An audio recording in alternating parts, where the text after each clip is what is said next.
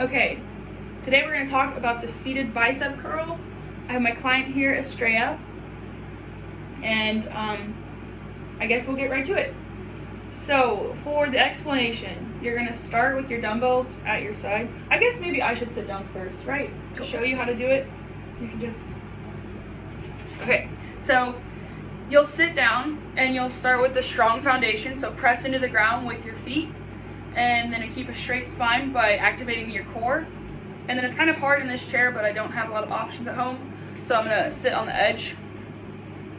And you'll start with your arms at the side, and then you'll find your range of motion, your optimum range of motion, and I'll palpate myself first to find where it is. So this is going to be the lift right here, up and down, but for me, I'm not activated right here, and then I'm starting probably right about here at this point. So that's the starting range of motion, and then you have to move your hand a little bit while you palpate to find it, but mine's probably right about here. So I have to stay within these two parts of the lift.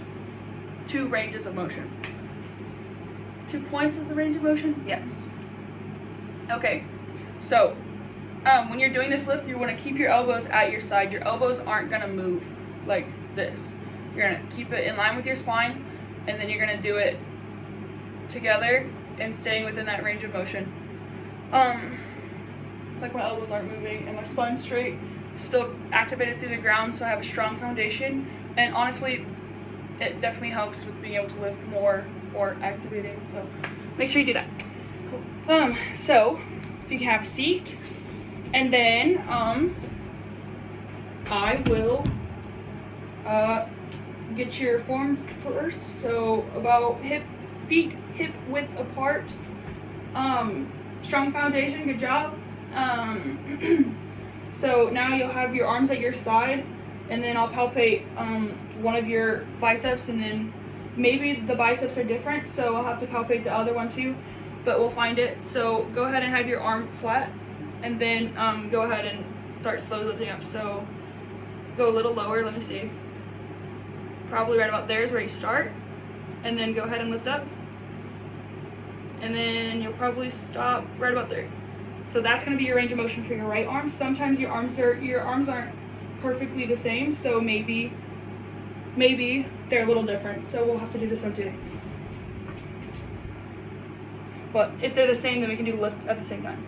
So lower, sorry, probably a little higher there, and then you'll go up and it'll stop right about up, let down a little bit, sorry, probably there.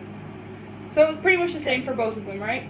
So then you can do this lift with both arms at the same time. So when you're doing this lift, your palms are always going to be facing up with the dumbbells. We can progress later on by changing our wrists and like the way we hold our biceps, but for now we're just going to start like this. Okay.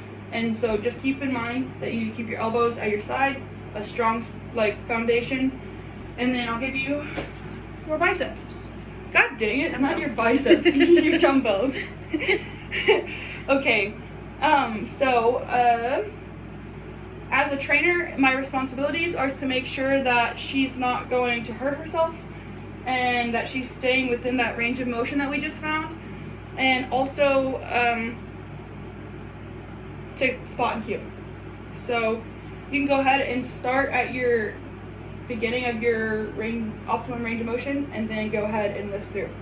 You'll breathe out when you're going up, and then breathe in when you're going down. So that's something to think about. Good job. You're staying within that range of motion. You have a strong spine. I think you're ready to progress. Okay. So that'll be the next step, but not in this video. Congratulations. Thank you. You did a good job, Estrella. Let's see. I think I have most of it. Oh, the eccentric motion is going towards the ground, and concentric motion is going up. Oops, sorry. Pace and rate will be 1 on, 1 off in the beginning. You can always change that to progress. And then for elderly people or obese people, I thought about this a lot, and I think it's a very beginner level lift. So I think it's great for the elderly and obese. You can always start with really light weight. They can focus more on their form and make sure that it's okay for their elbows, that they feel comfortable sitting with the straight spine. And you can always just do one arm at a time too to really focus. And I think that it would be an okay lift for these types of people. So yeah, thank you.